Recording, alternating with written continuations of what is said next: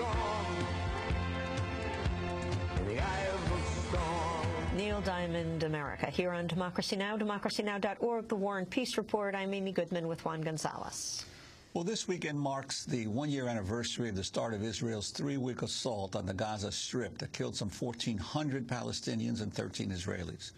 1 year later, little to no rebuilding has taken place, and Israel's illegal siege of Gaza continues. Since the end of its assault, Israel has only allowed 41 truckloads of construction materials into Gaza.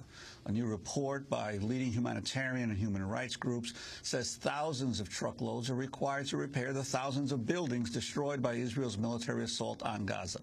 The report accuses the international community of not doing enough to end Israel's blockade and of betraying the nearly 1.5 million Palestinians living in the Gaza Strip. Well, next week, a group of over nearly 1,400 people from over 40 countries around the world are aiming to break the siege of Gaza and participate in a nonviolent march inside Gaza alongside thousands of Palestinians. It's been called the Gaza Freedom March. We're joined now by one of the many Americans who will be on this march. Hedy Epstein is with us. She's an 85-year-old Holocaust survivor who was born in Germany. She's also a committed anti-Zionist activist and has made 5 solidarity trips to the West Bank. Hedy Epstein is joining us from St. Louis. Welcome to Democracy Now! Why are you going on this trip, Hedy? Good morning, Amy. It's good to have you with us. There's several reasons why. Thank you. There's several reasons why I'm going. One of them is to let the people in Gaza know that there are people out there in the world who care about them, who are concerned about them, who are worried about them. Unlike the governments of many countries who seem to be asleep or at least not paying any attention to what is going on in Gaza. Give us Another reason, I guess, is... Go ahead. Go ahead. I was going to say, tell us a little more about yourself, Hedy. Talk about your early years in Germany and how you survived the Holocaust. Okay. I was born in Germany, and when Hitler came to power, I was 8 years old. And my parents quickly realized that Germany was not a place to raise a family under the Nazi regime. And so they tried to leave Germany and increasingly were more desperate about getting out anywhere in the world. But there was one place they were not willing to go to, and that was Palestine. And why was that?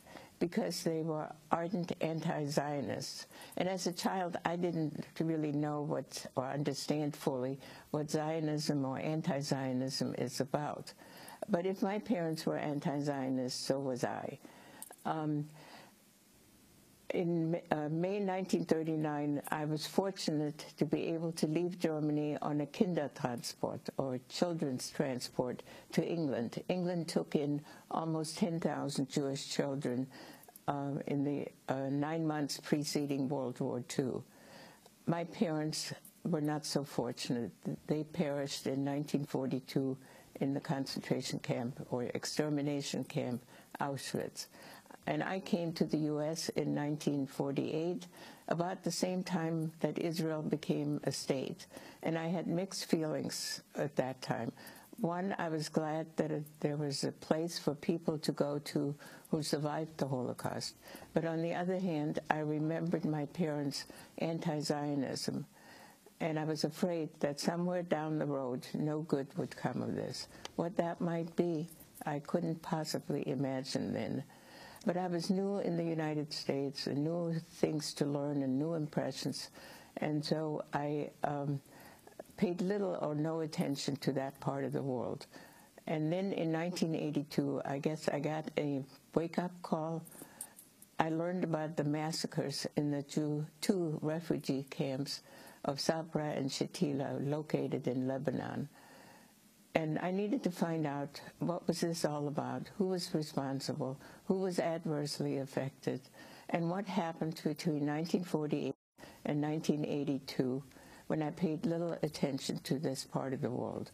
And as I learned more and understood more, I began to speak out and speak out publicly. And then, as you mentioned, I have been to the West Bank 5 times since 2003. and this will be my third attempt at going to Gaza. And I hope the Egyptian government will find it in its heart and soul at this, especially at this time of the year of giving, and giving us the opportunity to get into Gaza. And were you able, as you grew up here in the United States, to eventually get an understanding of why your parents so early on, before even the founding of Israel, had become such committed anti-Zionists? Yes. I mean, I don't know why my parents became anti-Zionist. That's a question I never asked as a child. So I can only guess at what the reason is. And probably they did not feel they wanted to be in a place or a country or a state that is only for Jews and by Jews, to the exclusion of all non-Jews. When you say you attempted to get into Gaza several times before, explain what happened, Hedy Epstein. All right. And the first time I was hoping to go with the Free Gaza movement. And the Free Gaza movement is another nonviolent organization trying to break the siege. And 2 boats were actually successful on the first trip to go to Gaza in August of last year. And we were going to take the boat in Cyprus. Just before we were ready to go, there was an enormous heat wave in Cyprus, 120 degrees in the shade. And I suffered from that heat and became ill. And in deference to my fellow travelers, I chose not to go, a decision I shall regret the rest of my life. The second attempt, the second time that I wanted to go, was in June of this year. And the day before I was to leave St. Louis, I was assaulted on my street during broad daylight. And I suffered some physical injuries, lost a lot of blood, and was not able to go because of that. And so this is my third attempt. The first 2 were by boat, the second by land. And being an inveterate optimist, I know that the Egyptian government will make the right decision and let us go.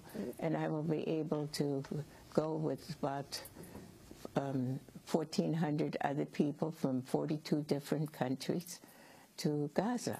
Well, let's talk about Egypt's decision. Earlier this week, Egypt threatened to block the Gaza Freedom March from crossing into Gaza from Egypt. We're turning now to Egypt for the latest. We're joined in Cairo by Medea Benjamin, the co-founder of Codepink and part of the coordinating committee of the Gaza Freedom March. Medea, welcome to Democracy Now! What's happening? What's the latest? Well, the Egyptian government is being very difficult right now. We have been working with them since September on this, negotiating, giving them names, all the information about every individual who is trying to come. And